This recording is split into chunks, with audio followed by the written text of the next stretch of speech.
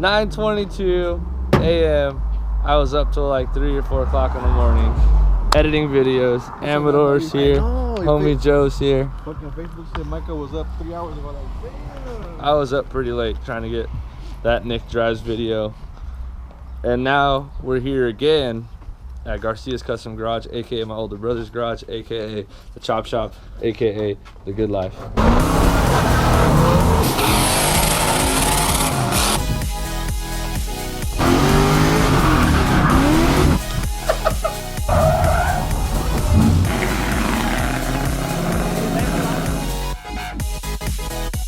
First time everyone's meeting.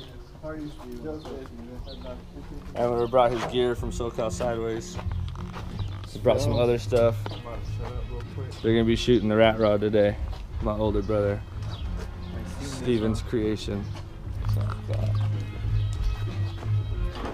He's about to fire up the beast. Shh, quiet on set.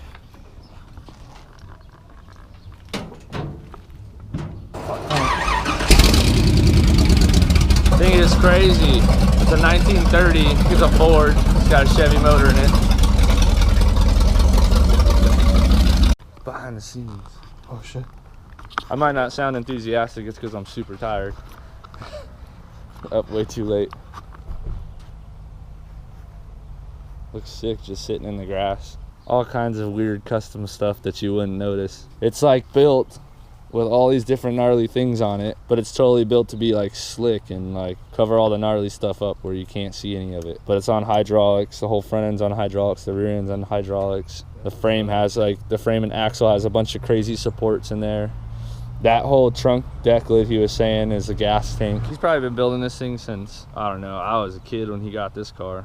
So he got the actual cab or shell or whatever you guys want to call it. What would you call that? Cab? 2 front doors and a cow from old man Mitch across the street. Yeah. Rest in peace. That guy was pretty cool. Yeah, he got this car from that guy and then he built like a whole chassis. I remember you building this when we lived in Fontana a long time ago. You guys probably can't tell. I'll get up close real quick. But he widened the chassis how much? 7.5 to the back, 3.5 to the front. 7.5 inches wider, 3.5 inches forward. And then you even chop topped it too, which we always forget about. This is how Ford should have made their cabs when they made this car. Like the height and everything, it just looks like nice and good in proportion. Usually they're taller and skinnier, so they look weird, where this one's shorter and wider. We got to drive this thing. Back in the day, I remember going for a ride in this thing. Story time with Steven, come here. We're doing this. Welcome to Story Time with Steven. If you guys don't know, I'll reintroduce him. It's my brother, Steven. We went out and drove this rat rod I think we were in Eastville. Oh, yeah. At the time, Corona. We lived in Corona. My mom lived in Corona. The car was stored at the house. And we were driving it down the street, and you were punching it, and I was scared. The wheels, because he made them himself, they're not very balanced, and they're really hard to get balanced. We've already tried. It's just difficult to do. And I remember one of the front wheels shaking so hard that the freaking... Oh, no, right before that, we caught on fire. Right.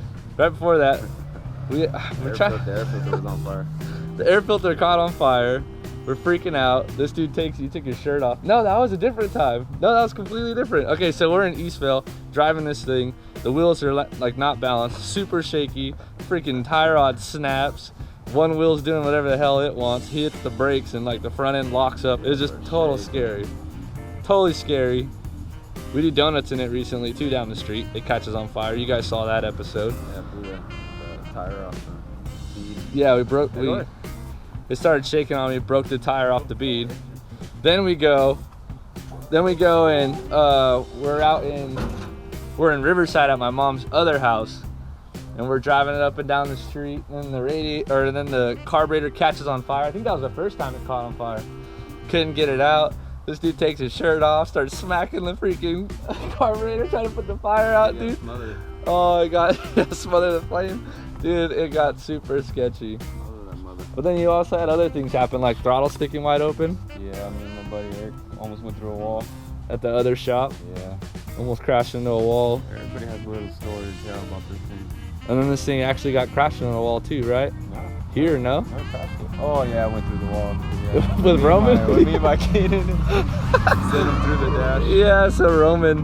Poor kid, every time I start it up, he cries now. He wants to kick it in all the cars, but this one. I don't want to kick it in this freaking car either. He wants to go for the truck. Let's go for riding truck. Like, something else 60-30? Hell no. No, hell no. Back inside. Oh, this thing is nicknamed. I kind of nicknamed this thing the Death Trap because it is. The luck that we've had in this car has been slim to none. This thing is scary. Luck. We got luck. We're still standing. Oh, we're blessed, but this car is just cursed. Legs are good, everything. Yeah. I can walk. So, if you don't understand, the reason this thing is so sketchy is because it has a big block in it. It virtually has no weight behind the motor, so it's essentially just a motor pulling around the little chassis. It has no seat belts in it. Everything inside is metal, so if you crash, you're hitting metal. It doesn't matter. You're not hitting a nice comfy dash or airbags or anything. Chain steering wheel. Dude, it's just a death trap. If you drive this thing, you're asking for it. Like, you're not. Just pray and make sure you're straight with the Lord before you drive this thing, because it is not a good idea. Definitely sketchy. That's why she's throwing passenger side. Pray up, cuz.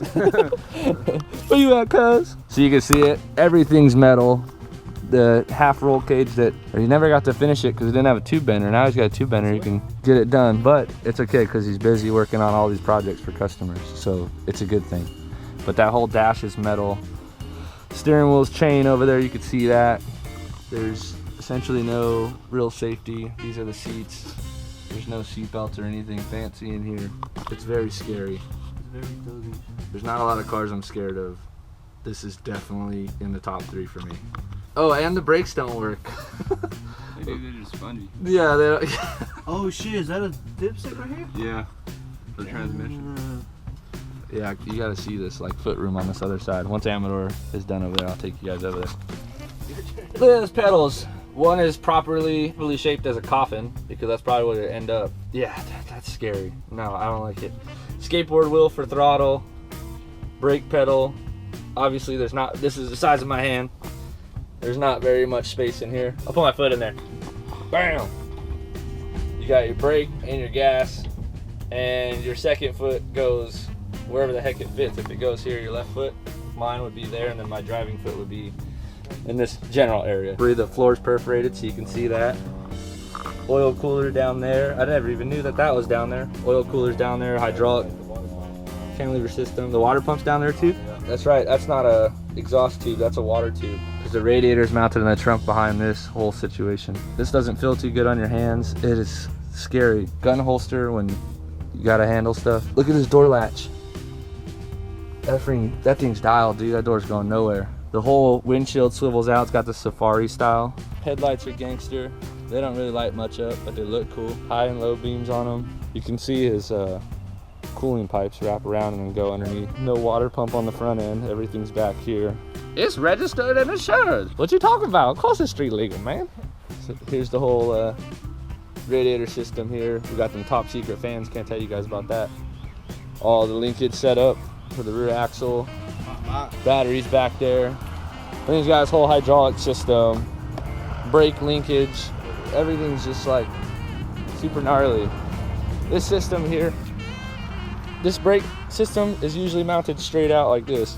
This is mounted sideways because they got sketchy linkage. Look at this. The way all that works. It pulls down there, pulling this one over, twisting that one and pushing. Oh God. Mad scientist. Gas linkage runs straight across here. Right hand drive. Oh yeah. And you have to make everything work on a motor that's usually. Upside down racket pinion behind the straight axle, so you didn't see it out front. It's behind now. That's how come it ended up being right side drive, because that's the only way it works. It's steered properly, you know. Right, because if you normally you take it and you flip it and you go that way. Because when you first put it in, it steered the opposite. You turn the car to the left and the wheels turn right. No, hell no, you're not getting used to that. No way.